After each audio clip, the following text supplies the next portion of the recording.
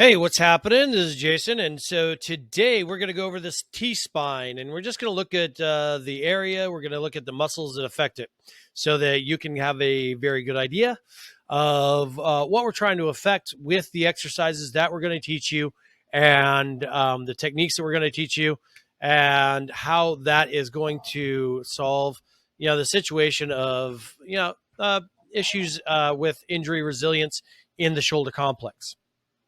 So, first thing, T spine. Well, this is the T spine right here. We're going from spinal vertebra 8 all the way down here through 20, right? And so these are the T spine. You'll notice that they're all attached to ribs. So these are the thoracic, which means they're attached to the ribs. And then you can see that they have this curvature right here. You see like the cervical spine, which is up here. You don't have to remember all of this, but that has what we call a lordosis, means it's curved backwards. And then down here in the lumbar spine, it also has a lordosis, which means it's curved backwards. And then in the T-spine, it means it has a kyphosis, which means it's curved kind of forward.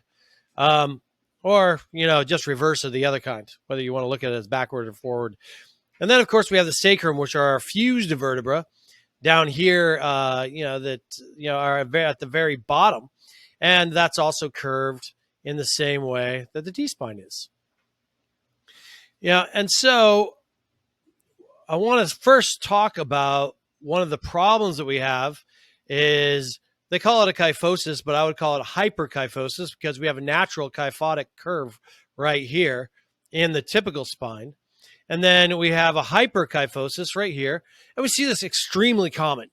I mean, it's almost everybody to some extent, honestly.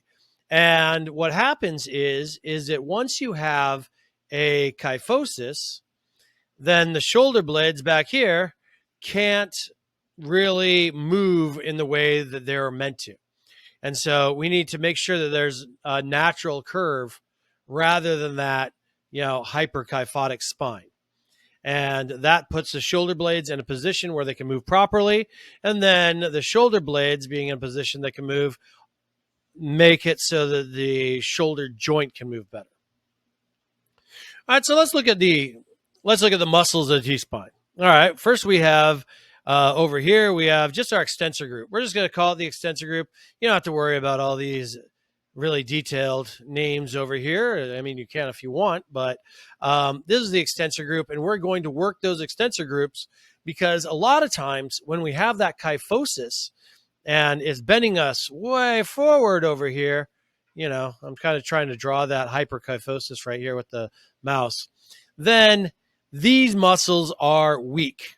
And when I say weak, I just mean that the nervous system isn't quite getting to them in the way that they should be. It's not creating the best postural position. And so we're going to try to strengthen those. And then we have this muscle over here, and this muscle is the opposite muscle. I'm not even going to tell you the name of it. Where this is the opposite muscle of this muscle down here, which is your diaphragm. And this muscle is responsible for kind of pulling the rib cage in when you exhale as much as you can. All right.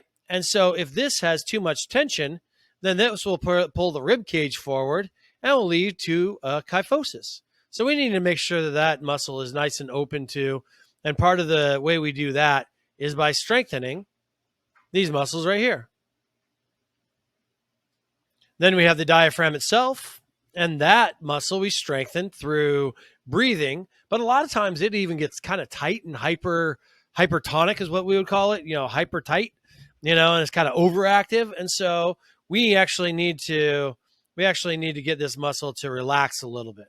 And we'll teach you methods of doing that, usually involved with breathing. But, a lot of people think, oh, breathing just has to do with cardio or has to do with meditation or something like that.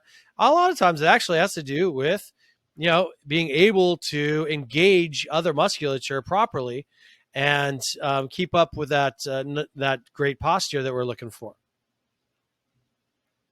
Then we have these muscles in here. Again, they're just a part of that overall complex. These muscles right here fit between the ribs, and they're going to pull the ribs together. And if they pull the ribs together, then that's going to bring our rib cage forward, which is going to lead to the thoracic spine also being pulled forward. It's just going to be pulled forward from the rib cage instead of from the spine itself. And so those are, do we have another one here? Nope, we're good. So those are all the muscles we're going to be acting on. And so that'll give you a good idea of just kind of what we're trying to improve when we mention what we're doing with the thoracic spine. And so thank you very much. And we'll see you next time when we talk about the scapula, or the whole shoulder girdle, and how that works, because that's going to be a really important one. That's going to be a really main focus of a lot of our program. Thanks a lot.